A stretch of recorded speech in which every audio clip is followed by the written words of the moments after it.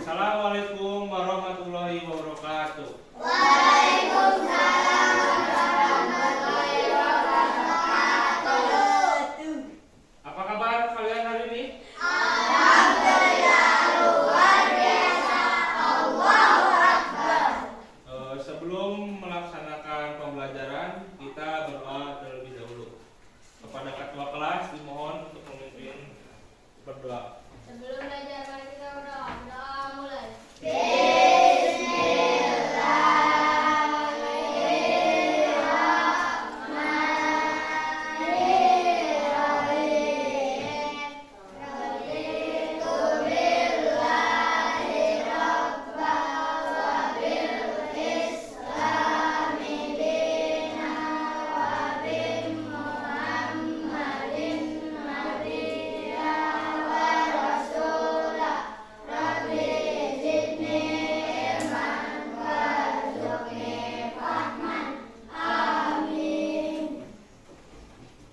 Terima kasih pada ketua kelas.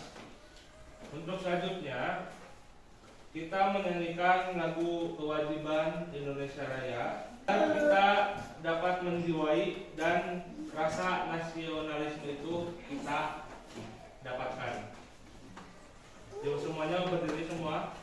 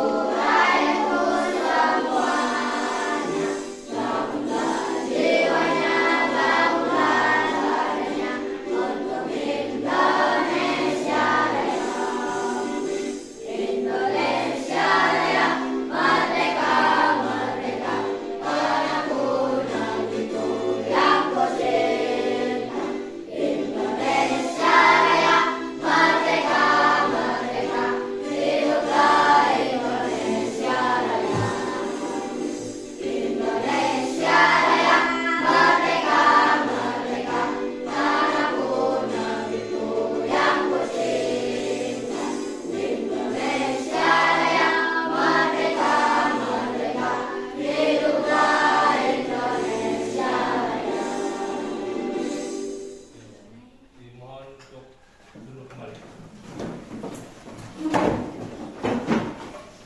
Selanjutnya kita absen terlebih dahulu.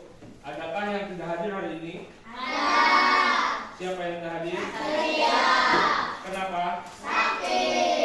Semoga Satria yang sekarang sedang sakit cepat disembuhkan oleh Allah Subhanahu wa taala.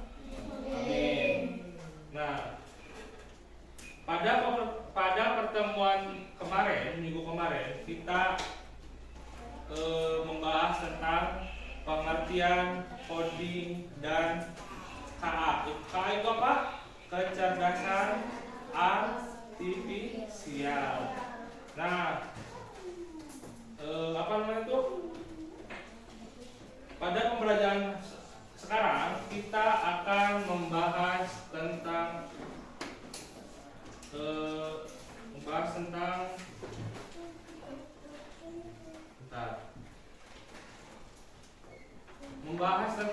berpikir komputasional, ya kan?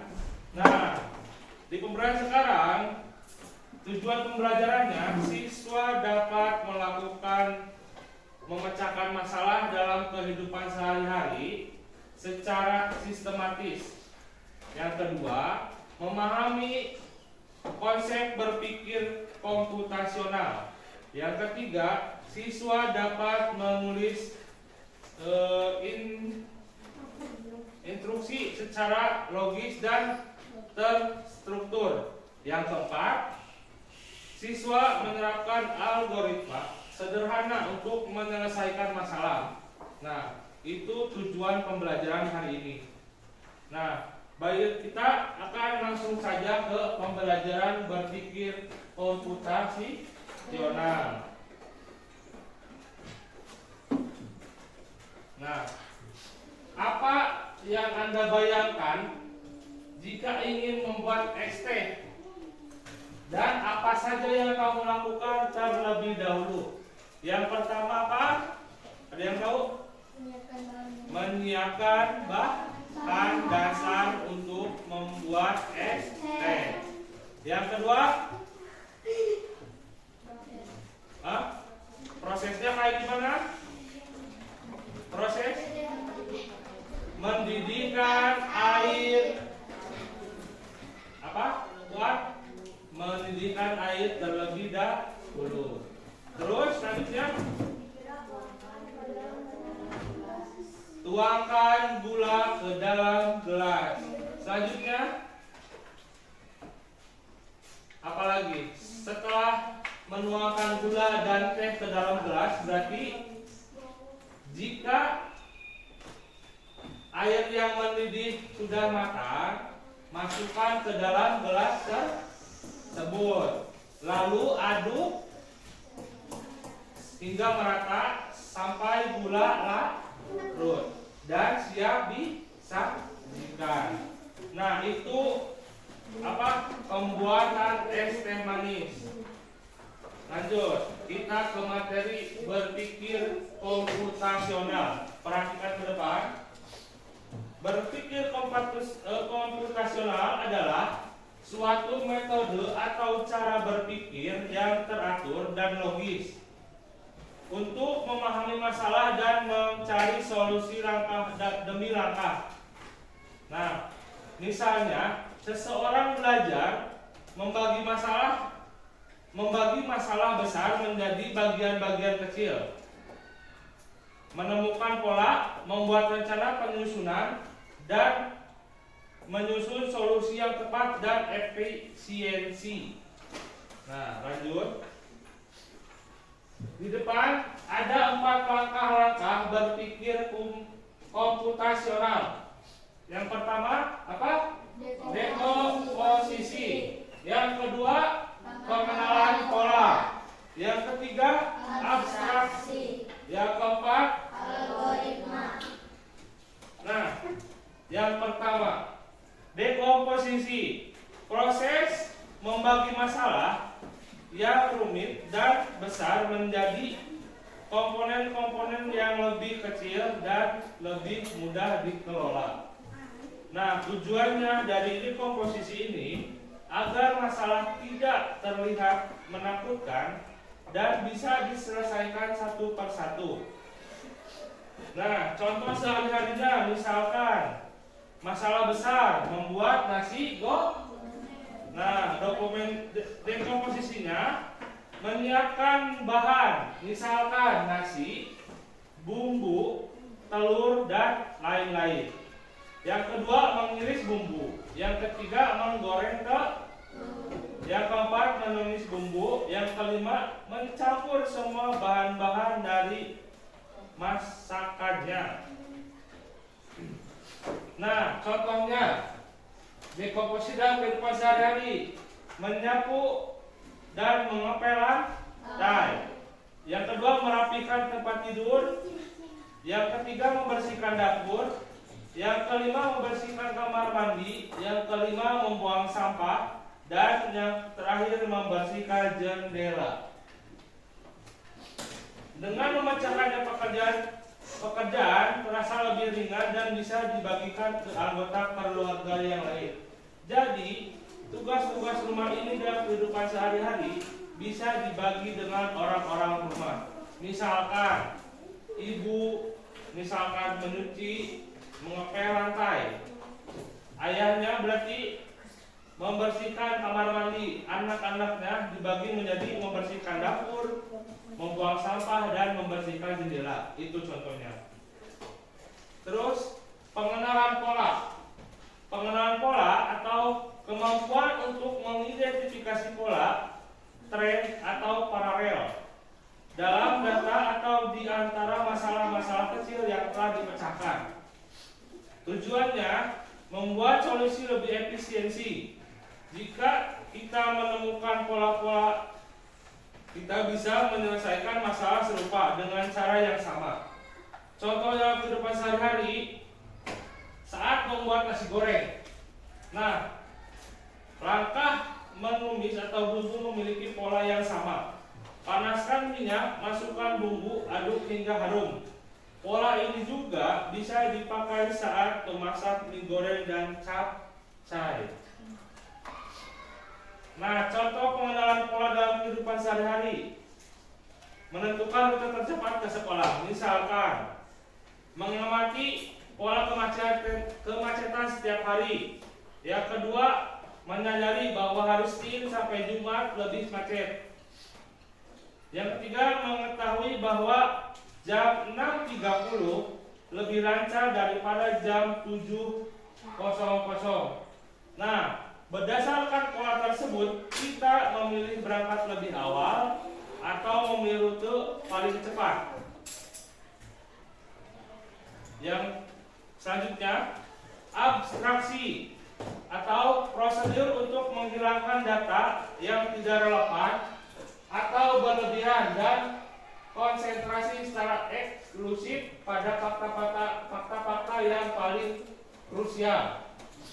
Tujuannya agar kita tidak bingung dengan informasi yang lalu banyak dan bisa fokus pada inti masalah. Contoh dari sehari-harinya, saat kita mengendarai sepeda, kita fokus pada cara mengayuh dan menjaga keseimbangan. Contoh abstrak dalam kehidupan sehari-hari, mengatur rencana libur. Jadi kalian mengatur rencana libur itu mulai dari apa? Hal kemungkinan kecil. Jadi hal yang kecil dulu kan, gak mungkin kita langsung ke hal yang besar. Yang kedua, fokus hanya pada tujuan, anggaran, transportasi, dan penginapan. Yang ketiga, seperti membawa koper, merek sabun tidak terlalu dipentingkan dalam tahap awal. Ini membuat perencanaan liburan lebih sederhana dan tidak membingungkan. Jadi sebelum kita berangkat kita merencanakan dulu terlebih dahulu. Jangan kita asal berangkat, nanti pas sampai tujuan kita bingung mau ngapain. Bisa dipahami untuk abstraksi? Bisa. Nah, sekarang langkah terakhir, algoritma. Serangkaian langkah-langkah atau aturan yang jelas dan beruntun untuk menyelesaikan suatu masalah. Algoritma ini bisa dikatakan hasil akhir dari 3 pilar sebelumnya. 3 pilar sebelumnya apa aja? Apa namanya yang tadi?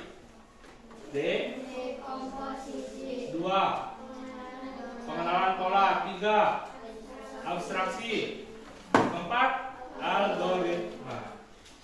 Ciri algoritma yang baik. Yang pertama, urutannya lebih jelas, tidak ambigu atau tidak memiliki arti ganda. Ambigu itu tidak memiliki arti ganda. Nah, yang ketiga, pasti berhenti setelah masalah selesai. Jadi jika masalahnya sudah terpecahkan, si algoritma ini tidak berkelanjutan, berarti sudah selesai.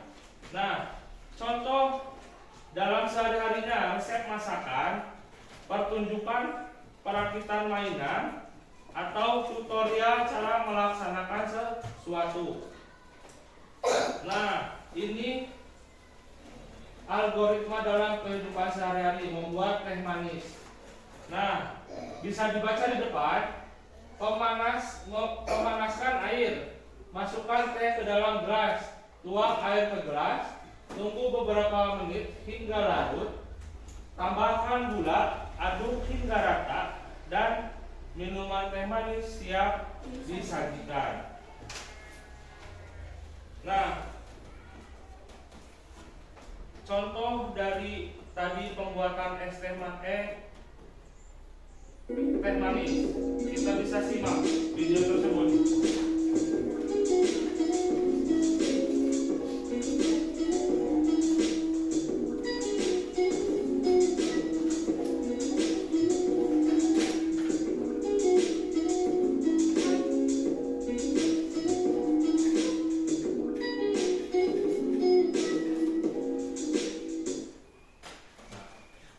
Nah, selanjutnya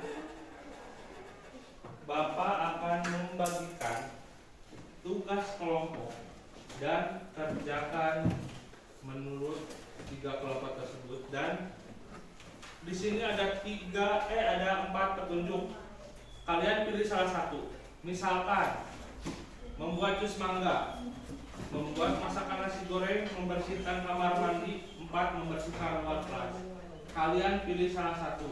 Atau mau ditentuin sama apa? Tentuin sama apa? Kelompok 1, kalian membahas tentang jus mangga. Kelompok 2 membahas tentang nasi goreng, pembuatan nasi goreng. Yang ketiga, kalian pilih salah satu. Apakah membersihkan kamar mandi atau membersihkan ruang kelas?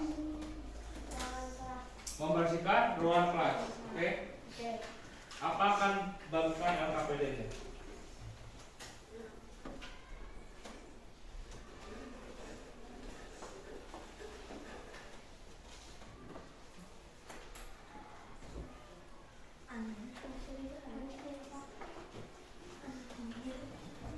Silahkan kalian berdiskusi menurut kelompoknya masing-masing.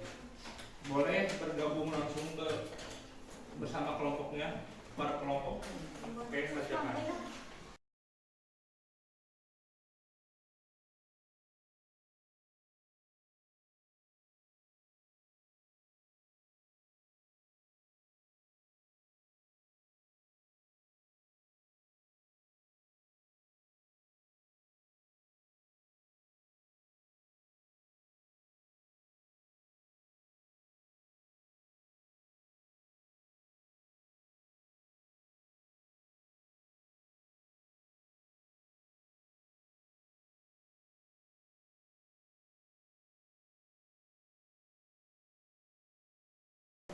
Nah, nanti akan membuat alasannya karena langsung aja. Nah, siapkan bahan-bahan misal nah apa ya lanjut ya jajan kamu fokus yang jajan lanjutin.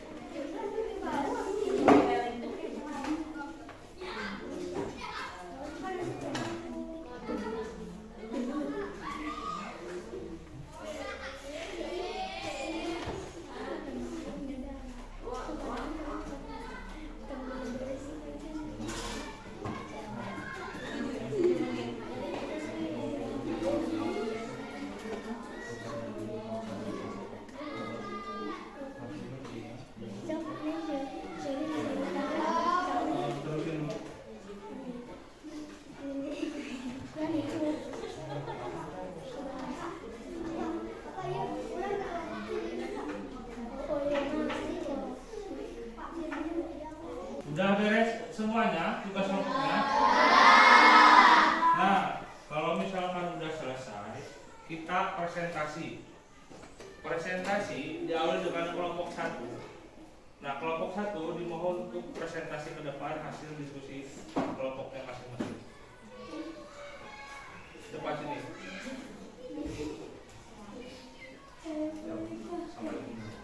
Assalamualaikum warahmatullahi wabarakatuh. Waalaikumsalam warahmatullahi wabarakatuh. Perkenalkan, kami dari kelompok 1 mempersembahkan hasil diskusi kami. Anggota kelompok yaitu Rizka, Aurel, Agi, Rakandra, Imam, dan Alia.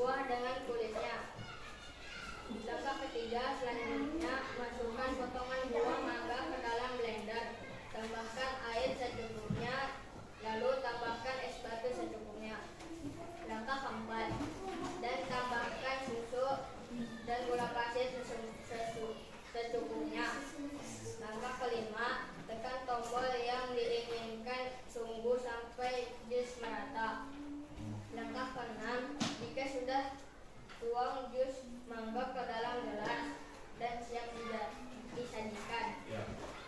Nah, tutup mau. Puasa. Ya. Cukup sekian presentasi dari kelompok saya. Kurang lebih. Kurang lebihnya mohon maaf. Assalamualaikum warahmatullahi wabarakatuh. Yuk. Lanjut kelompok selanjutnya. Terima kasih kepada kelompok 1, 2, dan 3 yang telah presentasi ke depan dan memaparkan hasil diskusi kelompoknya masing-masing. Nah, selanjutnya kita simpulkan nih. Jadi kesimpulan berpikir komputasional itu alat bantu berpikir yang bisa digunakan siapa saja untuk menghadapi tantangan apapun. Nah, konsepnya itu kan 4. Deskomposisi. Nah, pengertian singkatnya itu memecahkan masalah besar. Contohnya menyusun acara ulang tahun. Nah, lalu pengenalan pola, mencari kesamaan pola. Contohnya menentukan rute tercepat ke sekolah. Abstraksi. Pengertian singkatnya itu berarti fokus yang penting. Atau contoh kegiatannya membuat daftar belanjaan atau menyusun jadwal pelajaran. Nah, algoritma pengertian singkatnya itu menyusun langkah sistematis, jadi terstruktur. Nah, contohnya itu kan tadi membuat teh manis. Mungkin pembelajaran pertemuan sekarang tuh dicukupkan ya. Jadi kalian sering-sering membaca langkah-langkah atau pembelajaran tentang berpikir komputasional. Untuk minggu selanjutnya kita akan membahas tentang literasi digital. Nah, mungkin sekian pembelajaran hari ini, kurang lebihnya mohon maaf. Sebelumnya kita berdoa dulu sesudah pembelajaran. Untuk ketua kelas dimohon untuk